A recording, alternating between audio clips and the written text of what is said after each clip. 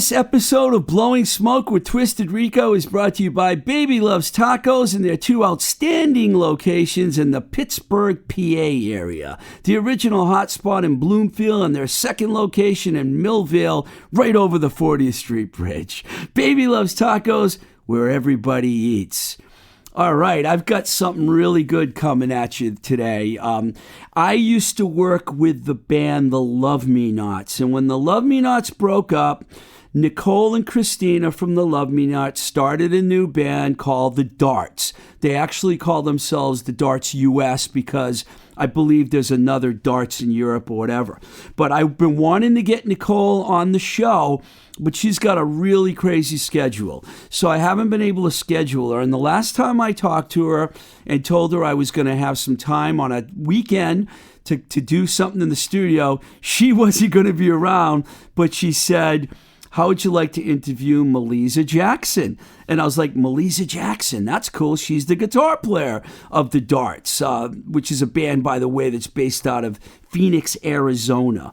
So I knew about Meliza for a while, and I was excited because she's a great guitar player, and she's got an awesome look, and she's been rocking out in other bands in Phoenix, so I knew who she was. And when she joined The Darts, and she went on tour with them when they opened for The Damned, that was her first tour, I believe. Hi, you're in the band, now we're going on the road with The Damned. She just rose to the occasion, and she also plays on the 2019 album, I Like You But Not Like That.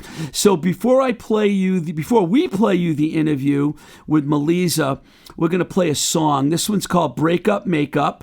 It's from I Like You But Not Like That by The Darts. Here you go.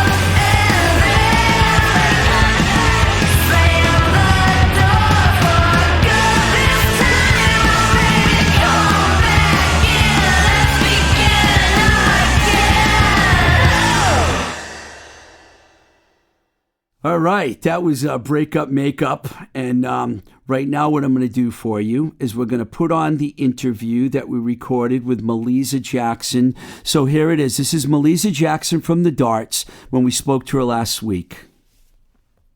All right, like I was telling you before, we have Meliza Jackson from The Darts on the phone. How are you, Meliza? Hey, I'm doing well, thank you. How are you? Very good, thank you. I'm glad you're here. As you probably heard, I've known your bandmates, Nicole Loren and Christina Nunez, since around 2006, I believe, when I started managing their band, the Love Me Nots. Not only once, but twice. We split up for a few years, and then they recruited me back right before the Sucker album was released, and it was soon thereafter that the Darts were formed. I had nothing to do, by the way, with the Love Me Nots breaking up, just for the record. But I feel like Good to know. Nicole is, by the way, one of the smartest, kindest, and coolest people that I've ever worked with. So you are in really good hands with her and Christina. I have to say that. Yeah, they're absolutely great to be in a band with. It's actually a really fun and just laid back kind of environment, so we all get along really well, and we have a good time when we play music together, so I think it's important. I could tell because I watched that Vox live show, and I'll talk about that in a second, but I know you were in a popular Phoenix band, Decker, and you probably knew and saw the Love Me Nots play, and then you probably even saw the original Darts lineup, which was like an LA Phoenix band for a little while. How did it come to be that you would end up joining the band in 2018? Did you audition, or did it just basically happen because you guys knew each other? Yeah, honestly, basically because Nicole and I knew each other from the Phoenix music scene. Really, she just called me up one day and she said that they might be needing a guitarist and would I be interested? And I was like, yeah, send over the songs. Like, let's do it. So you basically didn't really even audition or anything. They just kind of plugged you into the band. Well, what's funny is the next question is from Nicole was, can you go on tour? I'm like, well, yeah, I could probably work something out. I was like, why? And she's like, well, learn the songs, we'll jam, make sure everything sounds good. And then we've got this tour lined up with The Damned. So hopefully you can clear your schedule and get that going. You just took that was basically my audition. Yeah, you just basically took my second question away. Because I was going to say, so you're in a band and not much after that, all of a sudden you're touring America, opening for The Damned, one of the most famous English late 70s punk era groups. That must have been pretty surreal for you to join a band, and next thing you know, you're on the road with legendary band. Yeah, no pressure, right? Yeah, it was really cool. I've been a big fan of The Damned, since a young age, so it was kind of surreal and kind of like, wow, this is really crazy to just kind of be thrown into this, we're in Boston right now, and I'm pretty sure, if I'm not mistaken, didn't that tour start in Boston? It did, yeah. That's the first place we flew out to. So how long were you on the road opening for The Damned? And tell us a little about that, because that must have been incredible. Oh, man, it really was. It was so surreal that it kind of just flew by. I think we played about 3 weeks worth of dates with them everywhere, all over the U.S., New York, Boston, all the way back to the West Coast. And we even got to play in Phoenix one night, which was really cool. I got to have a lot of my friends and family out for that, so that was really cool. Wow, was it a big venue that you played at in Phoenix? Yeah, the Marquee Theater is one of the bigger venues here, so yeah, it was fun. It was a really great night. I know a little bit about Phoenix because I lived there for a couple of years. I lived on 7th Avenue in McDowell. You know what that is, downtown? Okay. Yep. Right around where Nicole used to live. Yep, Nicole. And it was weird because it was after I was their manager, but I would run into them, and we were friendly, we were always friendly, but it was a little awkward at first because I kind of got fired the first time as their manager, but it really had nothing to do with Nicole and Michael. It had to, it doesn't matter, but we all, things happen and people make up and whatnot, but that was cool. So my dates are a little off here, so I'm not sure if you recorded I Like You, But Not Like That album, which was released on May 24, 2019. I'm only saying the May 24th part because that's my birthday, and I thought that was cool. But you did that record. Oh, yeah. When you did that record, Ricky Styx was still in the band on drums, right? Yeah, she was. That was my first record joining the band and getting to record guitar. So that was really fun. We recorded that here in Mesa with Bob Hogue. Yep. Who's done all of their records previously. And Ricky, I think Ricky actually did all of her drum parts in LA and to send them over to Bob, and then the rest of the band here in Phoenix finished up the album together. Wow, I didn't realize that. I know Bob because Bob's worked with so many Phoenix bands. I mean, he's kind of like he's kind of a legend here. Yeah, the number one producer. He even played drums on that Lizette's record that Nicole's daughter did. So that's cool. Yeah, that's a great record. But when you did the Damn tour, was that before or after you recorded? After, I'm assuming, right? No, actually, now I've got my dates mixed up. Yes, you're right. Yep. We did the record and then we went on tour. Wow. So, and then Ricky was stuck around for a little while before she split. I know it was really hard having people in LA and people in Phoenix in the same band. So I kind of figured eventually that plus Ricky is like, I don't know how many bands she's in now. I know she's in Death Valley Girls, but she's very busy. Very busy. Very busy. So, she was a great drummer. I love Ricky. Nothing but respect for her. And, it is hard. You can't find the time to practice and just people's schedules. So being in a different state on top of that, it's tough. So did they do the drum tracks and then have you guys come in and play over the drum tracks? Well, I know she recorded her tracks in LA and then he sent them over to Bob. And so, we recorded everything. All three of us kind of would come into the studio together and knock out our parts, and then Bob worked his magic and put everything together. Wow, that's really cool because you can't even notice that. The normal person would listen to that record and never imagine that the drummer recorded it. I know that's not in a different state. Yeah, I know that's not uncommon, but it's still, you can't tell when you listen to that record. It sounds like you guys were playing live in the studio, Yeah, no, Bob is so good at what he does. I always enjoy actually just watching him work sometimes because he's so meticulous and he's got such a great ear for even like with guitar. Him and I sat down and just spent a couple of days on tone, for some songs. So it was really cool, fun experience. Did you have a lot of recording experience with other bands before you recorded with the Darts? Yeah, I've actually done a lot of work for local bands around Phoenix, and then Decker actually records with Bob too, so we've had some time together before my recordings with the Darts. Yeah, I think I read somewhere that you actually played in a lot of different kind of bands, even some cover bands and stuff over the years. Yeah, I've stayed pretty busy here in Phoenix. Cover bands before Decker. I was in another garage rock band called the Dead Eyes of London. Good name. That was a fun band to be in. But I've kept fairly busy playing probably the last 10 years or so in Phoenix, right up until the pandemic hit, and now we're not touring or playing shows. I forgot to bring that up. I try not to remember it, but I always end up bringing it up. Yeah, I know. So you guys put your record out in 2019, and did you get to go to Europe? Because I know Nicole likes to go to Europe. So you guys did a European tour. We did. We spent maybe 2.5 weeks, and we actually did some really cool dates. We actually flew into Serbia for the first leg of that tour, which was really fun. The fans there are just awesome, singing along to every word.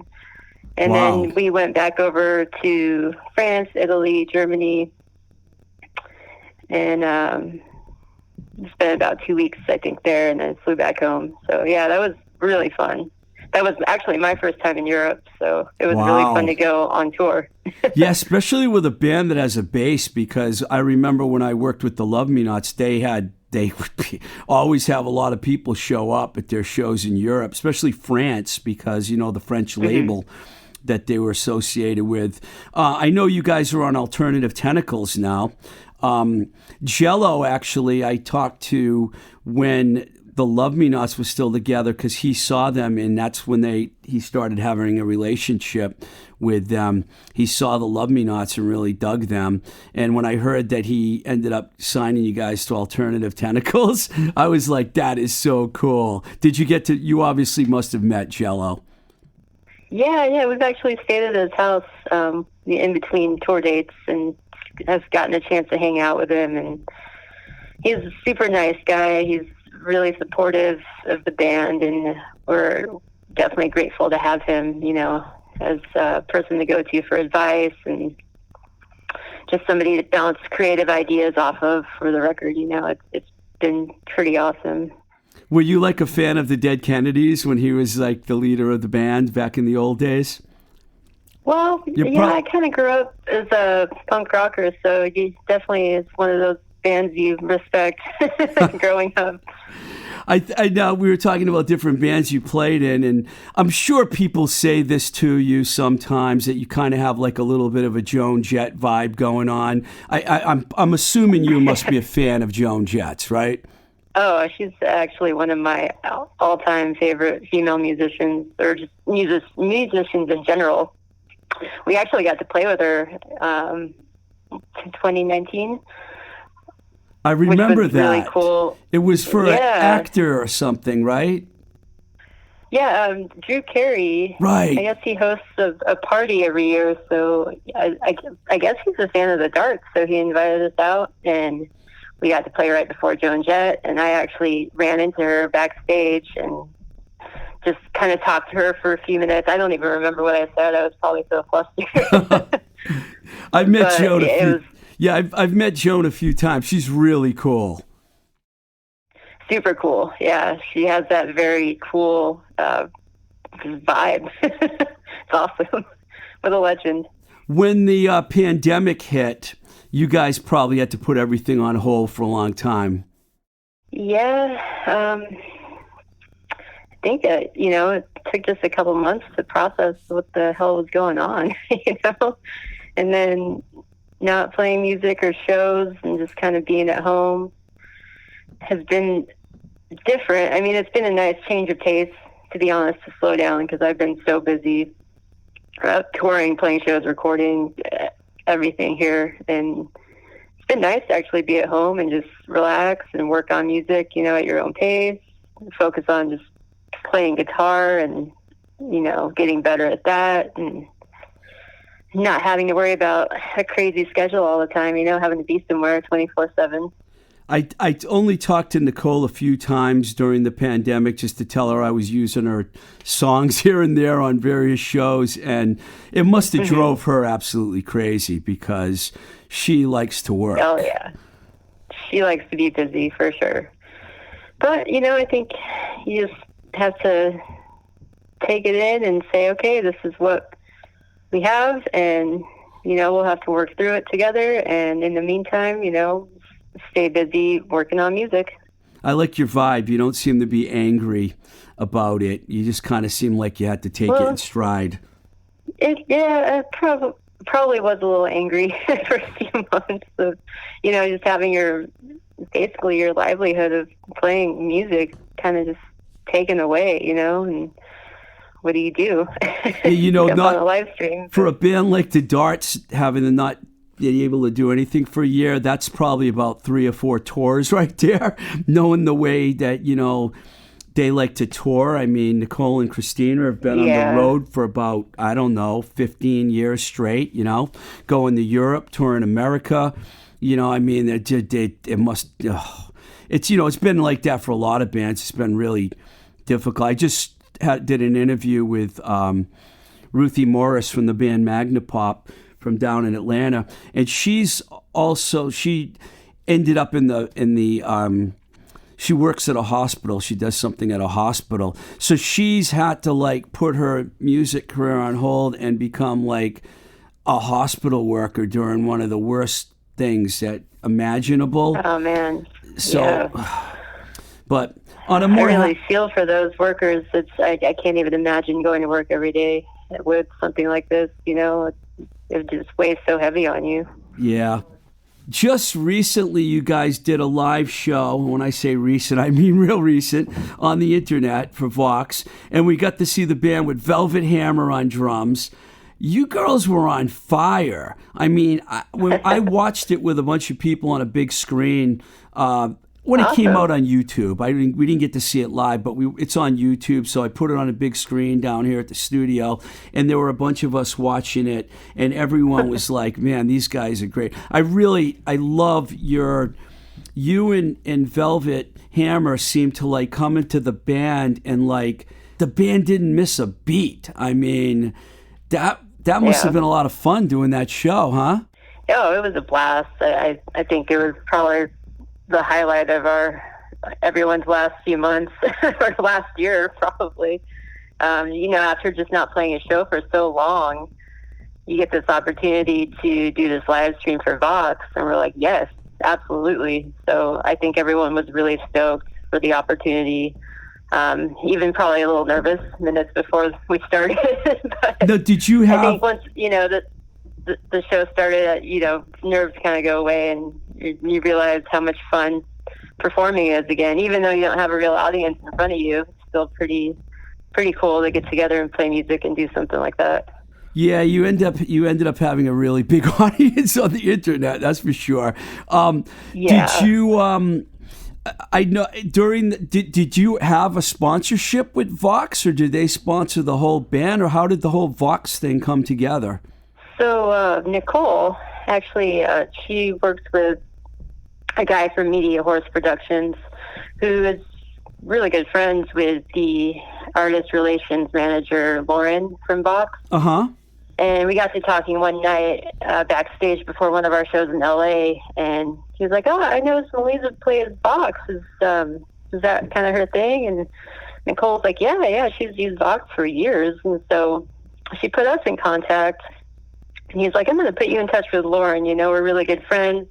He's the head of the artist relations over there in the LA office. And you guys should talk about maybe doing a sponsorship. I think he'd really dig you. So he came out to one of our shows in LA the next time we were there, and really dug the band. And we got to talk for a little bit. And so, yeah, we ended up kind of working out a little sponsorship deal. Wow. So they've asked me to do some cool media things here and there for him, and I think we're gonna have some more things here coming up in the future. So I look forward to doing some more stuff for them. Well, I love Vox. I'm pretty sure Brian May, my favorite guitar player ever. I'm pretty sure he plays out of a Vox. And it's he does. Yeah, yes. I mean, I'm really, if he can do it and Meliza Jackson can do it, I'm all in. So Brian May, actually, that's one of the reasons I bought a Vox to begin with. I loved his tone so much. I'm like, man, I want to sound like that guy. Wow, so you're like Brian May meets Joan Jett. I kind of dig that. How can you not love Queen? You have to love him. You have to. Freddie was the greatest. Did you know Velvet Hammer before you guys got in the band together? Because I know she was in the Surf Broads for a long time.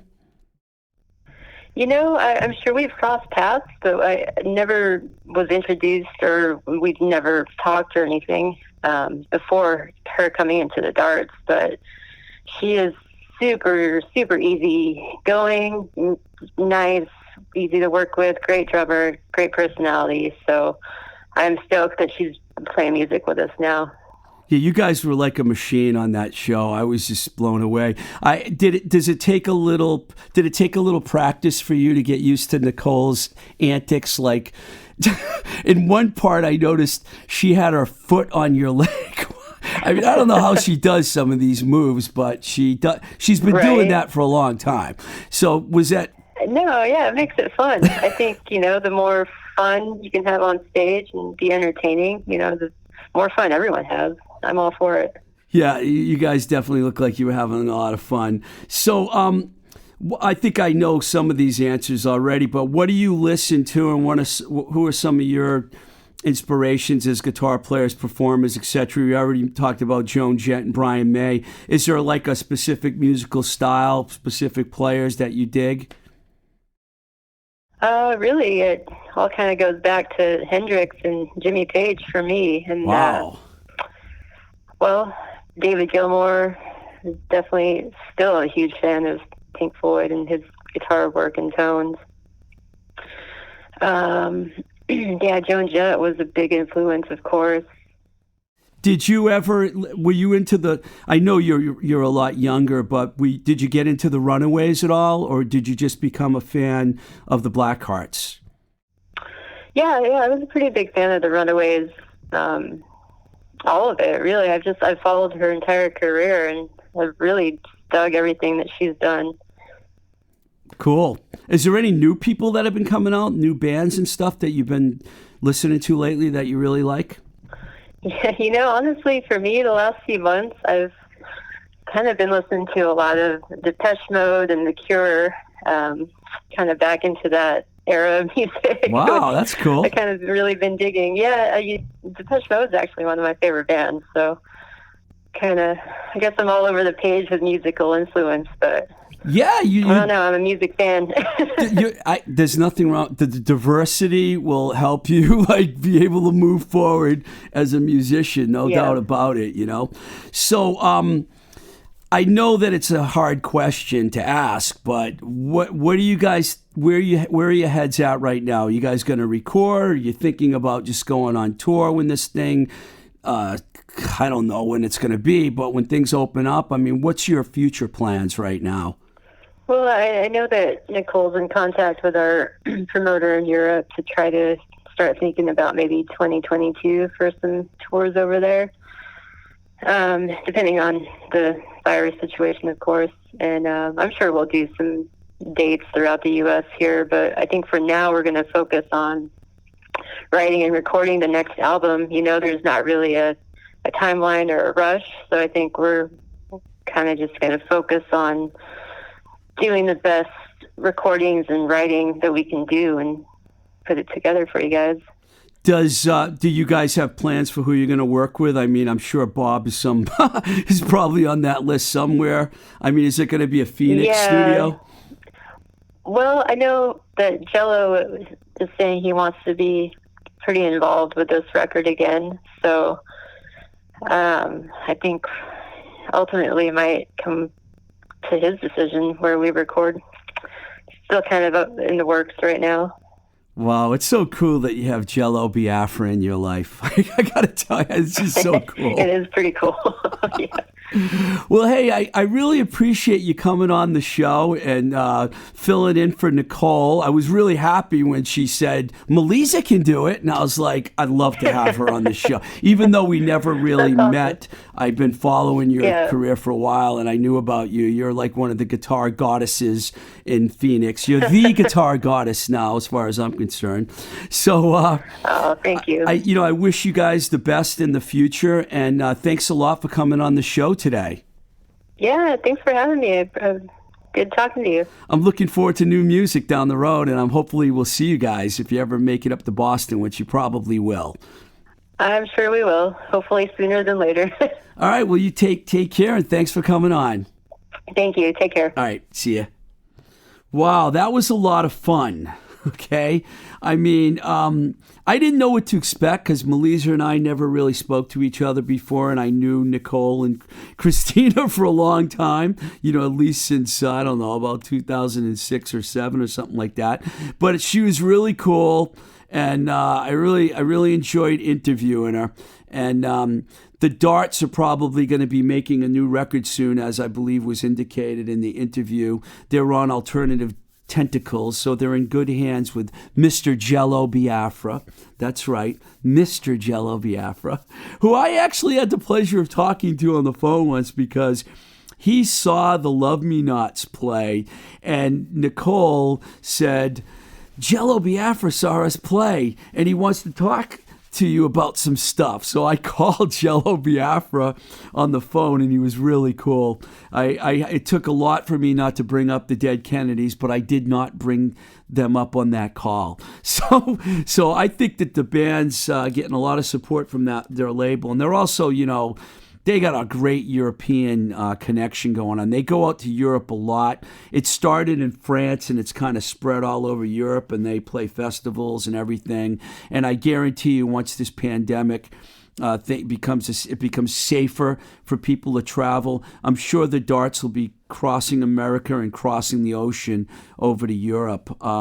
So once again, that was great having Meliza on the show, and I hope you enjoyed the interview. Like I mention all the time, also check out the Twisted Rico radio show, which it's now available everywhere.